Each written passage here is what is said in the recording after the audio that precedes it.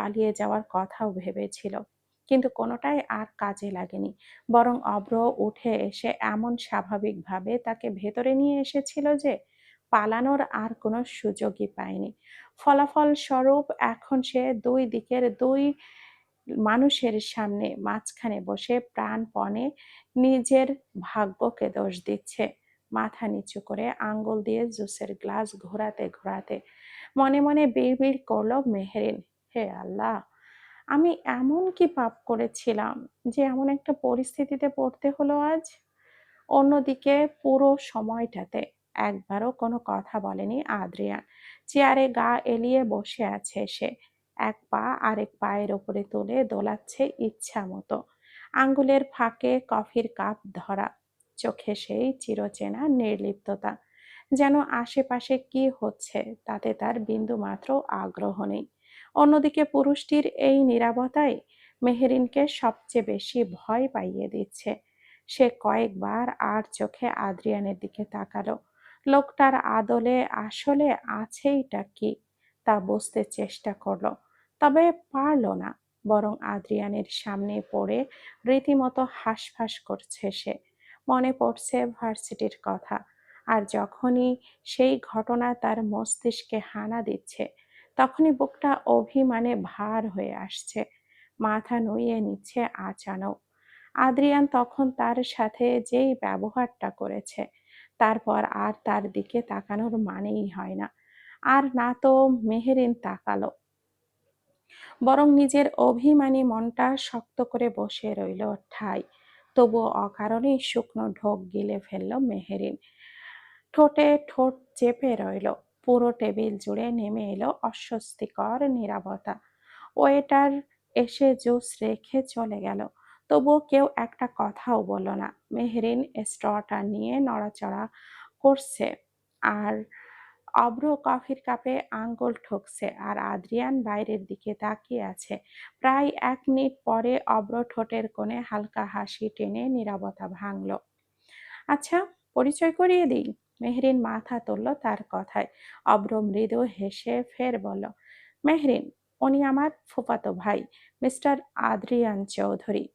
মেহরিনের বুকের ধুকপুকানি আরো বেড়ে গেল। এতক্ষণে বুঝতে পারলো আসল ঘটনাটা। সে ইতস্তত করে আদ্রিয়ানের দিকে তাকালো। আদ্রিয়ানও এবার সামান্য মুখ তুলল, শান্ত অথচ স্থির তীক্ষ্ণ দৃষ্টি। মেহরিনের মনে হলো আদ্রিয়ানের এই তীক্ষ্ণ দৃষ্টি কেবল তার কায়াই নয়, বরং তার ভেতরের প্রতিটি মাংসপেশি ভেদ করে ভেতরটা ছুঁয়ে যাচ্ছে। অথচ আদ্রিয়ান এমনভাবে তার পানে তাকালো যেন সে সম্পূর্ণ অচেনা একজন মানুষ। মাথা সামান্য ঝুঁকিয়ে ভদ্রভাবে বলল, হ্যালো মিস। মেহরিনের চোখ বিস্ফোরিত হয়ে গেল। হ্যালো, এটা আবার কেমন রিয়াকশন? গতকালই তো। না না, সেই কথা মনে করতেই লজ্জা আর ভয় মিশে পুরো শরীর কেঁপে উঠল মেহরিনের। তাই আর মাথা তুলে তাকানোর সাহস পেল না, বরং কাঁপতে থাকা হৃদয়টা শক্ত করে মাথা নুইয়ে রইল। বুঝে উঠতে পারল না তার এখন কি করা উচিত। আদ্রিয়ান কেন তাকে না চেনার ভান করে আছে, তাও বুঝে উঠতে পারল না রমণী। অভ্র মৃদু হেসে আবারও বলল, আর আদ্রিয়ান, এ হচ্ছে মেহেরিন। চিনিস নিশ্চয়, তোর ভার্সিটিতে তো তোর স্টুডেন্টও হয়। একটু থেমে দুষ্টু হেসে যোগ করলো, সাথে আমার হবু স্ত্রীও হয়। মুহূর্তের জন্য সময় যেন থমকে গেল মেহরিনের কাছে। তার নিঃশ্বাস গলায় আটকে এলো অব্রের কথায়। অন্যদিকে আদ্রিয়ান ধীর হস্তে কফির কাপটা হাতে তুলল, এক চুমুক খেলো তা। তারপর সম্পূর্ণ নির্লিপ্ত স্বরে বলল, স্টুডেন্ট? হতে পারে, অনেকেই তো আমার স্টুডেন্ট। তাদের সকলের দিকে তাকানোর সময় আছে নাকি আমার, যে মুখ মনে রাখবো? সকলকে চেনারও তো আলাদা করে সময়ও নেই। তবু যারা ফার্স্ট গার্ল, তাদের একটু আধটু চিনি আর কি, সকলকে নয়। অভ্র শুধুমাত্র ওহ বলে কফিতে চুমুক দিল। অন্যদিকে মেহরিন হতভম্ব হয়ে তাকিয়ে রইল। আদ্রিয়ান কি কি বলছে এগুলো? সে তাকে চেনে না, অপমানও করলো সাথে। মেহরিন শুধুই অচেনা একজন ছাত্রী। তার সাথে আদ্রিয়ানের কোনো কিছুই নেই, কোনো ঝামেলা নেই, কোনো রাগ নেই। তাহলে আজ সকালে ওইসব কি ছিল? মেহরিনের মাথা ঘুরে উঠল। আদ্রিয়ান নামক রহস্যময় পুরুষটিকে সে ঠিক বুঝে উঠতে পারল না। এই মুহূর্তে তার ঠিক কি বলা উচিত তাও বুঝতে পারল না।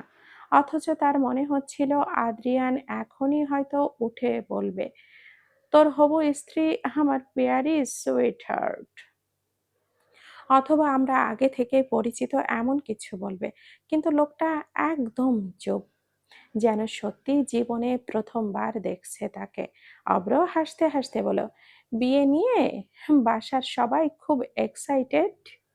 আদ্রিয়ান এবার শান্ত দৃষ্টিতে কয়েক সেকেন্ড মেহরিনের দিকে তাকালো, তারপর আবার কাপ নামিয়ে রেখে শান্ত গলায় অব্রকে বলল, গুড। আদ্রিয়ানের এহেন ব্যবহারে অজানা কারণেই মেহরিনের বুকটা কেঁপে উঠল। সে বুঝতেই পারছে না ব্যাপারটা কি। স্যার কি সত্যি কিছু বলেনি অব্রকে, নাকি তার সাথে পরে হিসাব করবে? ভাবতে ভাবতেই মেহরিনের হাত পা ঠান্ডা হয়ে গেল। স্ট্র ধরে থাকা আঙ্গুল কাঁপতে শুরু করলো তার।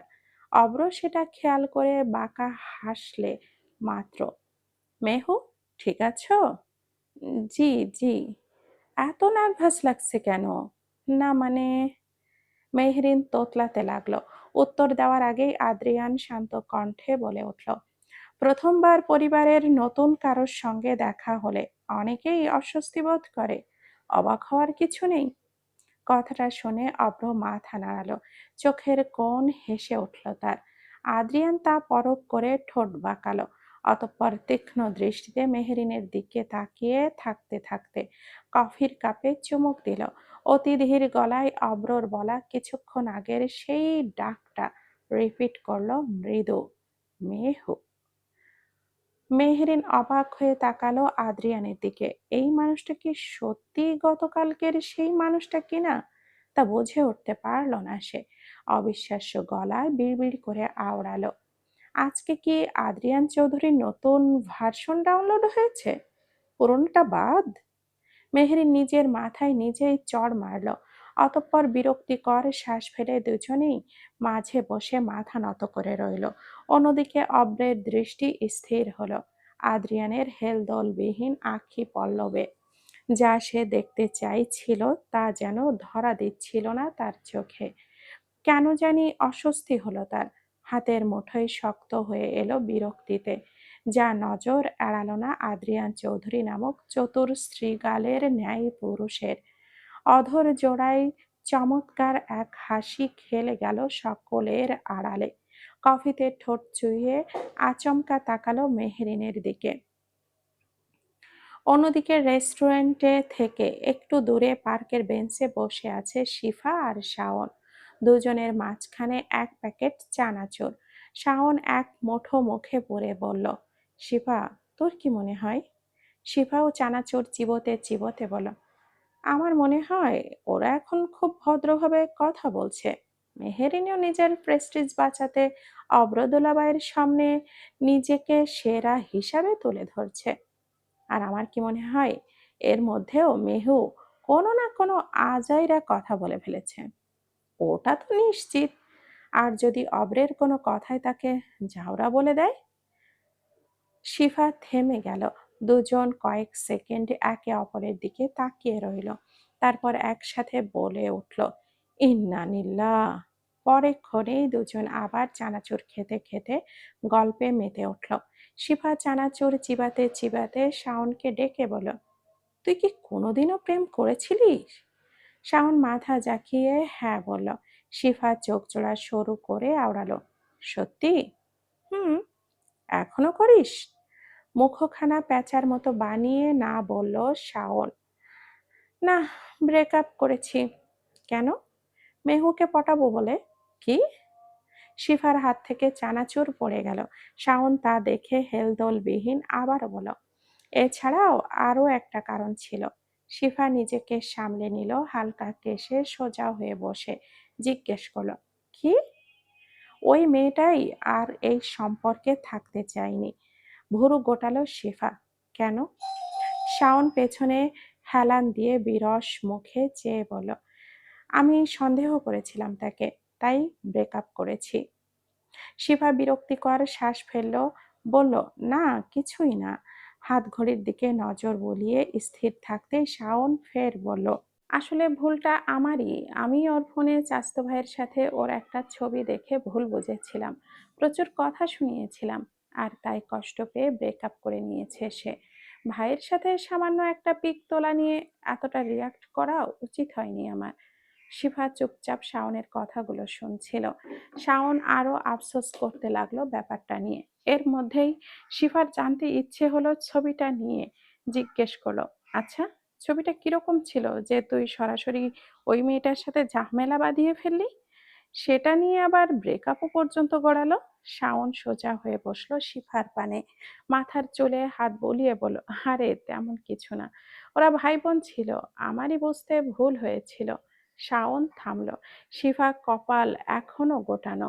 শাওন অন্যদিকে তাকিয়ে ভুরু যুগল কুঁচকে নিল খানিক, মাথার চুলকে সরু করলো চোখ জোড়া, আর বলল, তবে একটা জিনিস আমি বুঝতে পারিনি এখনো। শিফা চানাচুর মুখে পড়তে পড়তে জিজ্ঞেস করলো, কি? ওরা দুজন ন্যাংটা হয়ে কি করছিল? আর অমন ন্যাংটা ছবি বা তুলতে গেল কেন? আশ্চর্য। শাওনের কথা শ্রবণ হতেই আচমকা কেসে উঠল শিফা। মুখে নেওয়া চানাচুরগুলো সেই সাথে ছিটকে বেরিয়ে এলো মুখ হতে।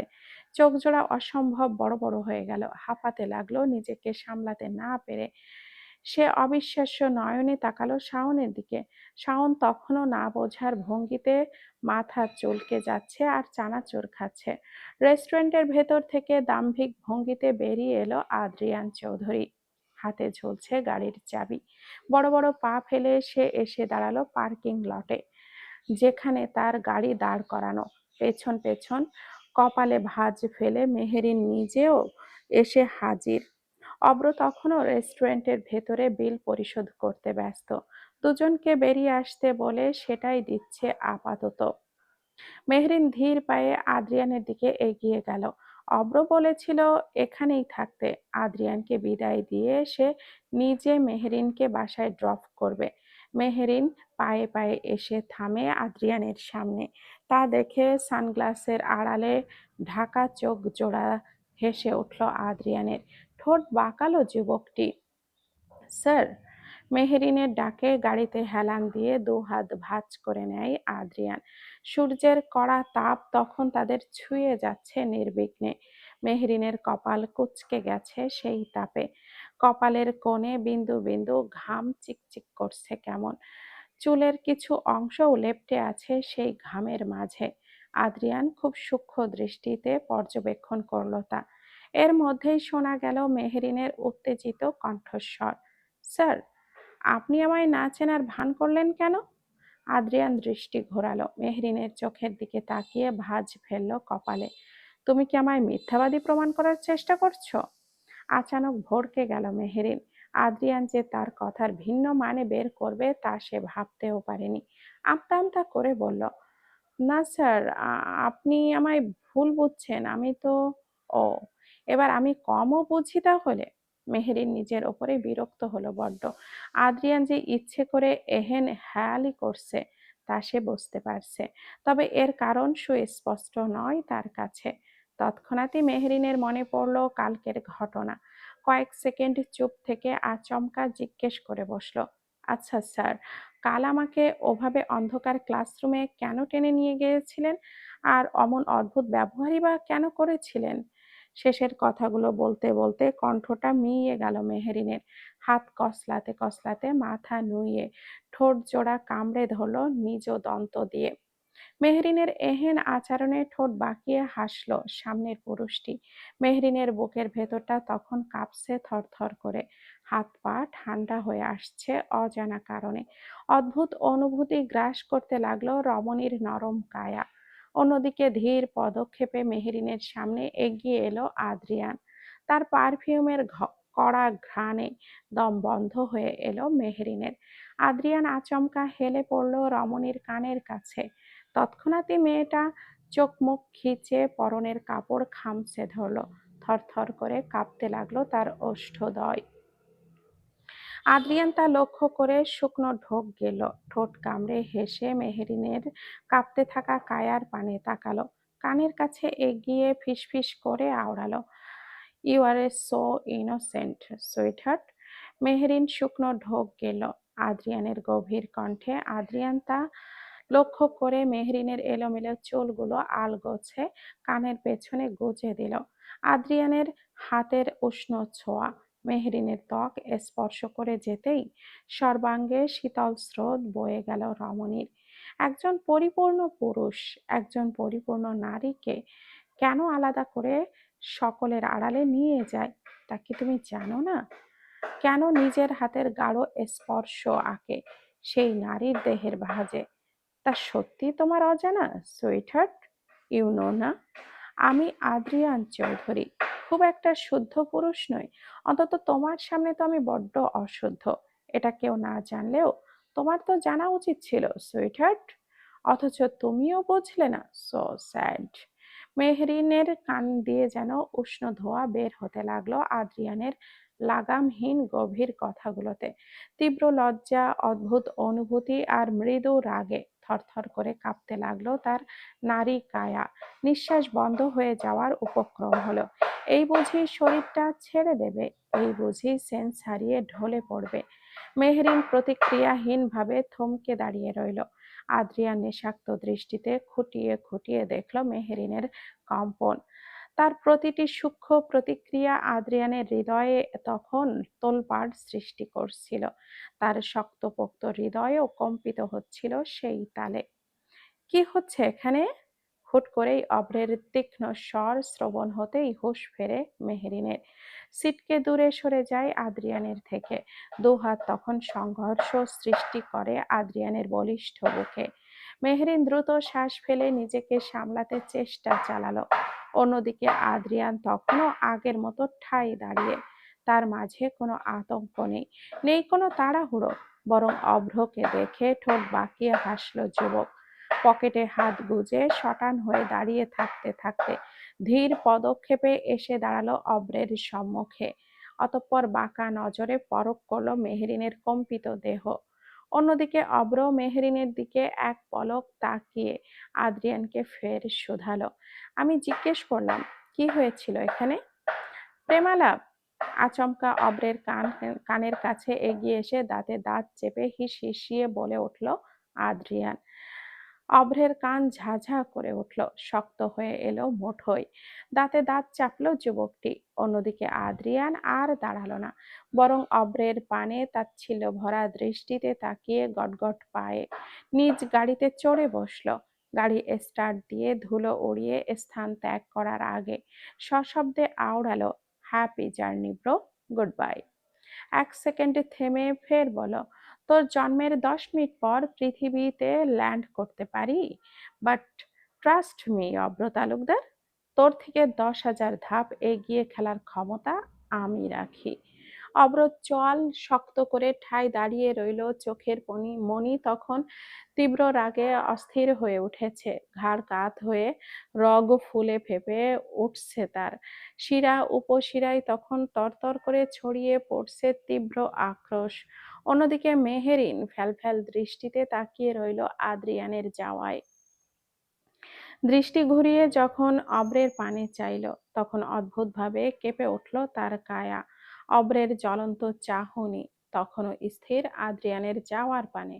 সে দু পা এগিয়ে এসে কাপটা কাপা গলায় জিজ্ঞেস করলো, কিসের খেলার কথা হচ্ছিল? উনি কি খেলার কথা বললেন? অভ্র দাঁতে দাঁত চেপে বলল, ফুটবল ওয়ার্ল্ড কাপ। ফেরার সময় মেহরিন পুরোটা পথই নিশ্চুপ রইল। রিকশার এক কোনায় গুটিসুটি মেরে বসে আছে সে।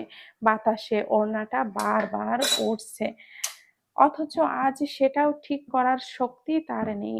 কানে এখনো বাজছে আদ্রিয়ানের সেই কথাগুলো, you are so innocent sweetheart. কথাখানা ভাবতেই গাল দুটো আবারও উত্তপ্ত হয়ে উঠল রমণীর। পেলবখানা ধারণ করলো টকটকে লাল বর্ণ। সঙ্গে সঙ্গে মাথা ঝাঁকিয়ে নিজেকে ধমক দিল সে, ধুর, কি সব ভাবছিস মেহরিন? লোকটা একদমই ঝাউরা, এক নাম্বারের ঝাউরা। কিন্তু মুখে কথাটা বললেও বুকের ভেতরে অদ্ভুত কাঁপুনি কিছুতেই থামলো না তার। পুরো শিরা উপশিরায় তখন অদ্ভুত কম্পন খেলা করছে। স্বপ্নের মতো লাগছে সবকিছু। সাথে বেশ দ্বিধায় আছে সে। আদ্রিয়ান নামক রহস্যময় মানবটিকে ঠিক বুঝে উঠতে পারছে না সে। আসলে কি চাইছে তা নিয়ে সন্দিহান। রিকশা থামতেই ভাড়া মিটিয়ে ধীর পায়ে বাড়ির ভেতরে ঢুকলো সে। শিফা, শাওন তার ফোনে ফোন পেয়ে আগেই ফিরেছে। অব্রই তাকে পৌঁছে দিতে চেয়েছিল বলেই শাওনকে ফোন করে ফিরতে বলেছে মেহরিন। তবে মাঝখানে কি হলো কে জানে। তখন আদ্রিয়ানের অদ্ভুত ব্যবহারের পর মেহরিনকে পৌঁছে দিতে চেয়েও দিতে পারেনি অব্র। তার নাকি জরুরি কাজ পড়েছে, তাই যেতে হবে। উপায়ান্তর না পেয়ে মেহরিন নিজেই রিকশাতে আসবে বলে জানিয়েছে। অব্র তাকে রিকশায় তুলে রওনা দিয়েছে নিজের গন্তব্যে। মেহরিন ড্রয়িং রুমে ঢুকতেই সুফিয়া বেগম ডাকলেন, মেহু। মেহরিন ক্লান্ত গলায় উত্তর দিল, বলো মা। কোথাও গিয়েছিলি? শিফাদের সঙ্গে। সুফিয়া বেগম আর কিছু জিজ্ঞেস করলেন না, বরং মৃদু হেসে বলেন, যা ফ্রেশ হয়ে আয়, তারপর নিচে আসিস, তোর বাবা তোকে খুঁজছিল।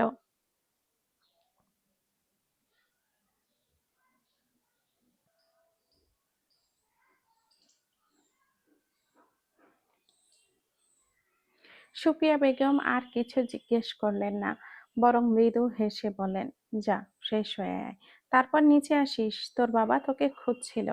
মেহরিন শুধু মাথা নেড়ে সিঁড়ি বেয়ে ওপরে উঠে গেল। রুমে ঢুকেই দরজাটা লাগিয়ে দিল। তারপর ধীরে ধীরে আয়নার সামনে গিয়ে দাঁড়ালো। নিজের প্রতিবিম্বের দিকে কিছুক্ষণ তাকিয়ে থাকলো নিঃশব্দে।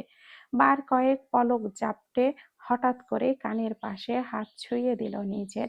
ঠিক এই জায়গাটাতেই তো কারোর স্পর্শ পেয়েছিল সে। আদ্রিয়ান তার চুল সরিয়ে দিয়েছিল নরম হাতে। ঠিক এই জায়গাটায়। দৃশ্যখানা মস্তকে চাড়া দিয়ে উঠতেই মুহূর্তেই যেন শরীরের ভেতর আরো কাঁপুনি বয়ে গেল। রমণীর শির দ্বারা বেয়ে শীতল স্রোত নামলো। তীব্র শিহরণে কেঁপে উঠল সর্বাঙ্গ। বুকের ভেতরটা তখন অন্যের স্বপ্নের জাল তৈরি করতে লাগলো। আদ্রিয়ান নামক পুরুষটির নিখুঁত মুখায়ব, তার প্রতিটি আচরণ, স্পর্শ, সবকিছু মিলিয়ে গায়ে কাঁটা দিয়ে উঠল রমণীর। না, ফিসফিস করে উঠল মেহরিন। দু হাত দিয়ে নিজের গাল চাপড়ে চোখ জোড়া ডলতে লাগলো। তুই পাগল হয়ে যাচ্ছিস মেহরিন, কি ভাবছিস এইসব? কেন ভাবছিস? বিছানায় ধপ করে বসে পড়ল সে। কথাগুলো, সেই দৃশ্যগুলো সে ভুলতে চায়। কিন্তু যতই ভুলতে চাইছে ততই যেন আদ্রিয়ানের গভীর কণ্ঠস্বর কানে প্রতিধ্বনিত হচ্ছে।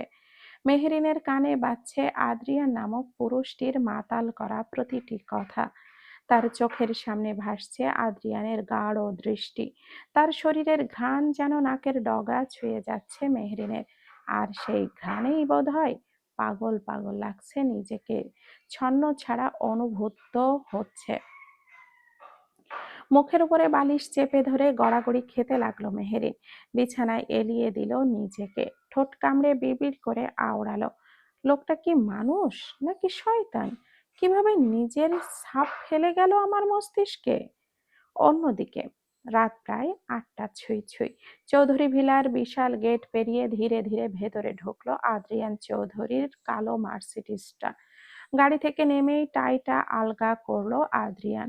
আজ সারাদিনের ক্লান্তির চেয়েও তার মাথায় বেশি ঘুরছে অন্য কিছু।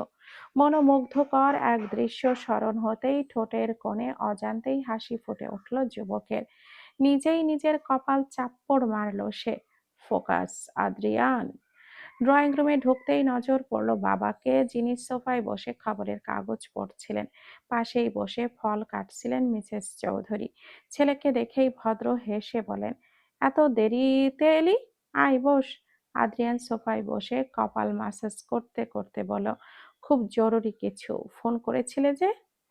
আশিক চৌধুরী খবরের কাগজটা ভাঁজ করে রাখলেন। হ্যাঁ, বলো। আজ অব্রর বাবা ফোন করেছিলেন। এক মুহূর্তের জন্য আদ্রিয়ানের আঙ্গুল থেমে গেল। মুখে অবশ্য কোনো পরিবর্তন এলো না। শান্ত গলায় জিজ্ঞেস করলো, তারপর? অব্রর বিয়ের তারিখ ঠিক হয়েছে। আদ্রিয়ানের চোখের পাতা মৃদু কেঁপে উঠল। ও, মিসেস চৌধুরী উচ্ছ্বাসিত গলায় বলে উঠলেন, আগামী মাস থেকে পরের মাসের ৩ তারিখ। বাহ, ভালো তো, একদম স্বাভাবিক স্বরেই বলল আদ্রিয়ান। আশিক চৌধুরী এবার যোগ করলেন, আমাদের পুরো পরিবারকে ইনভাইট করেছে ওরা, বিয়ের সব অনুষ্ঠানেই থাকতে হবে, তাও জানিয়েছে।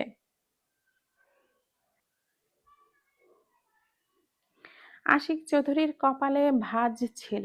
অব্রের পরিবারের সাথে তাদের সম্পর্ক খুব একটা ভালো নয়। বহু বছর আগের ঘটা এক অনাকাঙ্ক্ষিত ঘটনায় আশিক চৌধুরী নিজেই বোনের সাথে সকল সম্পর্ক ত্যাগ করেছিলেন। তবে সময়ের ব্যবধানে তাদের মাঝে টুকটাক কথা হতো। যদিও আশিক চৌধুরী এখনো পর্যন্ত বোনের সাথে স্বাভাবিক হতে পারেননি। তার উপরে এতদিন বাদে এ বাড়িতে এভাবে বিয়ের দাওয়াত দেওয়ায় তিনি বেশ অবাকই হয়েছিলেন। ফোনের পাশাপাশি আশিক চৌধুরীর বোন নাজমা তালুকদার কাল নিজে এসে ভাইয়ের পরিবারকে বিয়ের জন্য ইনভাইট করে যাবেন বলে জানিয়েছেন। কিন্তু আশিক চৌধুরী বোনের এতটা ভালো মানুষই ঠিক হজম করতে পারেননি। তবুও বোন তো। আদ্রিয়ান বাবার চিন্তিত মুখশ্রীর পানে তাকিয়ে চিন্তিত গলায় ধীর গলায় বলে উঠল, হুম, তারপর? অব্রতকে বিশেষভাবে বলেছে যেন আগে থেকেই সময় ফাঁকা রাখিস। আদ্রিয়ান হালকা হাসল। আশিক চৌধুরী ছেলের কাঁধে হাত রেখে আওড়ালেন, কষ্ট পাস না, তোর জন্য বেস্ট লাইফ পার্টনার আমি খুঁজে আনবো। বাবা প্রমিস করেছে তোকে। আদ্রিয়ান কথা বলল না, আড়ালে ঠোঁট বাঁকিয়ে হাসল মাত্র। এ পর্যায়ে সাহেলা চৌধুরী মুখখানাও মলিন হয়ে এলো। এতদিন বাদে ছেলে তার বিয়ের জন্য হ্যাঁ করেছিল, নিজেই পাত্রীও পছন্দ করেছিল, অথচ সবটা এলোমেলো হয়ে গেল মাঝখান থেকে। আদ্রিয়ান বাবার মুখের দিকে তাকিয়ে উঠতে যাবে, তখনই আশিক চৌধুরী ফের বলে উঠলেন, আর শোন। আশিক চৌধুরী চায়ের কাপে চুমুক দিয়ে বলেন, কাল একটু অফিসে আসিস তো, দেখা যাবে। উঠে দাঁড়িয়ে টাইটা খুলতে খুলতে সিঁড়ির দিকে হাঁটতে লাগলো আদ্রিয়ান। বলিষ্ঠ দেহে সাদা রঙা শার্টখানা ঘামে লেপ্টে গেছে, কোট হাতে ধরা। আশিক চৌধুরী শান্ত দৃষ্টিতে দেখলেন ছেলের চলে যাওয়া। রুমে ঢুকে দরজাটা বন্ধ করতেই চারপাশ নিস্তব্ধ হয়ে গেল। কোটটা খুলে বিছানায় ছুঁড়ে ফেললো আদ্রিয়ান। তারপর ধীরে ধীরে জানালার সামনে গিয়ে দাঁড়ালো। দূরের অন্ধকার আকাশের দিকে তাকিয়ে দাঁড়িয়ে রইল অনেকক্ষণ। খানিক বাদে ফোনটা বের করে স্ক্রিনে তাকালো। তাকিয়েই পুরো মনোযোগ সেখানেই স্থির হলো যুবকের। মন্ত্রমুগ্ধের ন্যায় অপলক দৃষ্টিতে সেই দিকেই তাকিয়ে রইল অনেকক্ষণ। চোখের দৃষ্টি ধীরে ধীরে গাঢ় আর নেশালো হতে শুরু করলো। তর্জনী তুলে ছুঁয়ে দিল স্ক্রিনের জ্বলজ্বলকৃত রমণীর মেইলি ঠোঁট। অতঃপর চোখ বুজে নিল পুরুষটি। ফিসফিস করে আওড়ালো, ভেবেছিলাম জীবনে অন্তত তোমাকে পেতে হলে খেলতে হবে না, কসরত করতে হবে না, লড়াই করতে হবে না বিপরীতমুখীর সাথে, অপর পাশে কেউ থাকবে না, তুমি শুধু, শুধু তুমি ছাড়া, শুধু আমি ছাড়া। বাট ভাগ্যকে পায়ে ফেলে মাঝখানে একটা কাওয়ার্ড চলে এলো। তাও কার সাথে খেলতে? আদ্রিয়ান চৌধুরীর সাথে, যার সাথে খেলে এ যাবৎ পর্যন্ত হার ছাড়া জিত অর্জন করতে পারেনি সে। 5 বছর বাদে ফিরে এসে নিজেকে বড্ড খেলোয়াড় ভেবে ফেলেছে কাওয়ার্ডটা। বাট নো প্রবলেম, খেলতে চেয়েছিলাম না, তবে খেলবো। খেলা আবার আমার বড্ড পছন্দ কিনা। কেউ ইচ্ছে করে মার খেতে এলে তাকে ফিরিয়ে দিতে নেই, আমি আবার বড্ড দয়ালু মানুষ। হায়। তাচ্ছিল হেসে ফোনটা পকেটে পুরে গটগট পায়ে ওয়াশরুমের দিকে পা বাড়ালো যুবকটি। পেছনে ফেলে গেল এক আকাশ তাচ্ছিল্য। তালুকদার বাড়ির বসার ঘরের মাঝখানের বিশাল আকৃতির সোফায় আয়েশি ভঙ্গিতে পায়ের উপরে পা তুলে বসে আছে অভ্র তালুকদার। চোখে মুখে সুস্পষ্ট তীব্র দাম্ভিকতার ছোঁয়া। সামনের সোফায় আয়েশি ভঙ্গিতে বসে আছে তার মা নাজমা তালুকদার। বাবা আরশাফ তালুকদার দাঁড়িয়ে সিঁড়ির পানে। মা ছেলের দিকে তিনি তাকিয়ে আছেন অদ্ভুত দৃষ্টিতে। কপালে তার ভাঁজ। বুঝে উঠতে পারছে না আসলে কি করতে চাইছে তার পরিবার। অভ্র বাড়িতে ফিরেই বায়না ধরে অদ্ভুত এক বিষয় নিয়ে, বিয়েটা এগিয়ে দিতে বলার ঝোঁক ধরেই মায়ের কাছে। মা নাজমা তালুকদার সেই অনুযায়ী মনোয়ার শেখকে ফোন করে বিয়ের ডেট এগিয়ে আনার কথা বললেন। তবে মনোয়ার শেখ তা মানতে নারাজ। বলেই কি তাড়াহুড়ো করবেন? কি বলেই বা তাড়াহুড়ো করবেন? তার মতে দেখে শুনে সময় নিয়ে মেয়েকে তিনি শ্বশুরবাড়ি পাঠাবেন। এই সময় বিয়ে এগিয়ে দেওয়ায় কোনো মানেই হয় না। হাতে তো মাত্র ১ টা মাসই, সেটাও বেশি। এই কথার পাছে নাজমা তালুকদার আর কথা বলতে পারেননি। মনোয়ার শেখ তার সিদ্ধান্তে অটল। তাকে বেশি নাড়াচাড়া করা মানেই হয় না। অন্তত নাজমা তালুকদারের মতো তীক্ষ্ণ বুদ্ধিসম্পন্ন মহিলা তাই মনে করেন। বসার ঘরের টানটান নীরবতার মাঝে ধপ করে বসা হতে উঠে দাঁড়ায় অভ্র তালুকদার। মায়ের থেকে মনোয়ার শেখের সিদ্ধান্তের ব্যাপারে শুনছিল সে। পুরোটা সময় চুপ করে থেকেছে, কোনো প্রতিক্রিয়া দেখায়নি বিষয়টা নিয়ে। এতে আরশাব তালুকদার বেশ অবাক। অভ্রের মতো বদমেজাজি অসভ্য ছেলে যে এখনো চুপ করে আছে, বিষয়টা ঠিক হজম করতে পারছেন না ঠিক। সাথে এটাও বুঝতে পারছেন না মাঝখানে কি এমন হয়ে গেল যে অভ্র বিষয়টা তাড়াতাড়ি সারতে চাইছে। সে তো এমন ছেলে না। আরশাব তালুকদার এইসব কিছু বুঝতে না পারলেও একটা ব্যাপার বেশ বুঝতে পেরেছেন যে বিয়েটা কোনো সম্পর্কের শুরু নয়, নয় কোনো দীর্ঘস্থায়ী সম্পর্কের ভিত। এটা শুধুমাত্র অভ্রের জেদ, একটা চাল, হয়তো কোনো প্রতিযোগিতা যেটাতে অভ্র জিততে চায়। এতে অন্যের ক্ষতি হলেও অভ্র তার পরোয়া করবে না নিশ্চিত। মেহরিনের ক্ষতি হলেও। দীর্ঘশ্বাস ছাড়লেন আশরাফ তালুকদার। অভ্রকে হুট করে দাঁড়িয়ে যেতে দেখে মা নাজমা তালুকদারও দাঁড়িয়ে পড়লেন। অভ্র পকেটে হাত গুজে শটান হয়ে দাঁড়িয়ে বাঁকা হাসল। অতঃপর তীক্ষ্ণ দৃষ্টিতে তাকিয়ে আওড়ালো, ওকে ফাইন। হবু শ্বশুর মশাই যেহেতু রাজি নয়, তাহলে জোর করে লাভ নেই। সময় দাও, যখন বিয়েটা ঠিক হয়েছে তখনই হবে। আমার কোনো আপত্তি নেই। নাজমা তালুকদার কপাল কুঁচকে নিলেন। Are you serious? Are you serious? Sure? Yes mom. জোর করে কোনো কিছুই কোনো ক্রমেই হাসিল করব না আমি। সময়ই সবকিছু আমার পায়ের কাছে এনে ফেলবে। নাজমা তালুকদার বাঁকা হেসে ছেলের কাঁধ চাপড়ে দিলেন। আশরাফ তালুকদার চুপ করে দেখতে লাগলেন স্ত্রী সন্তানের একের পর এক দেওয়া চাল। তাহলে তাই হোক। অভ্র হাসে মায়ের কথায় ঠোঁট বাঁকিয়ে আওড়ালো, তাহলে খেলা শুরু হোক। অবশ্যই। নাজমা তালুকদার ছেলের সাথে হেসে উঠলেন অদ্ভুত ভঙ্গিতে। অভ্র মায়ের দিক থেকে বিদায় নিয়ে সিঁড়ি বেয়ে নিজের ঘরের দিকে ছুটল। বাবাকে দেখেও না দেখার ভান করে এড়িয়ে গেল। নাজমা তালুকদার ফের এসে বসলেন সোফায়। এই পর্যায়ে আর চুপ করে রইলেন না আরশাদ তালুকদার। এগিয়ে এসে বসলেন স্ত্রীর অভিমুখে। কপালে ভাঁজ ফেলে জিজ্ঞেস করলেন, কি করতে চাইছো তোমরা? কিসের খেলার কথা হচ্ছে? নাজমা তালুকদার বিরক্ত হলেন ভীষণ। আপেলে কামড় বসিয়ে বলেন, তোমার না জানলেও চলবে। সে আমি জানতে চাইও না। তবে তোমাদের এই খেলার মধ্যে মেহেরিন নামক নিষ্পাপ মেয়েটাকে টানা বন্ধ করো। খোদা সইবে না। কথাখানা বলে বসা হতে উঠে গটগট পায়ে নিজের ঘরের দিকে চলে গেলেন আরশাদ তালুকদার। নাজমা তালুকদার স্বামীর কথায় তাচ্ছিল্য হাসলেন মাত্র। অতঃপর সোফায় গা এলিয়ে দিয়ে বিড়বিড় করে আওড়ালেন, আসসালামু আলাইকুম। কেমন আছেন সবাই? আশা করি ভালো। আসলে আমি নিয়মিত ভিডিও দিতে পারছি না, তার জন্য আমি extremely sorry. I am really sorry. Please মাফ করবেন। আর গল্পটির নাম হচ্ছে সোয়েটার। লেখনীতে মোনালিসা মেহরোজ।